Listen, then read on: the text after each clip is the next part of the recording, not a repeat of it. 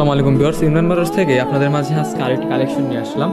তো ভিউয়ার্স, আজকের যে বাইকটা সেটা হচ্ছে টিভিএস অ্যাপাচি আরটিআর 160 সিসির বাইক। ভিউয়ার্স, এই বাইকটা কিন্তু ফুল টাকার নাম্বার, কাগজের কোনো চিন্তা নাই, একদম আজীবনের নাম্বার, ফুল টাকার নাম্বার করা আছে।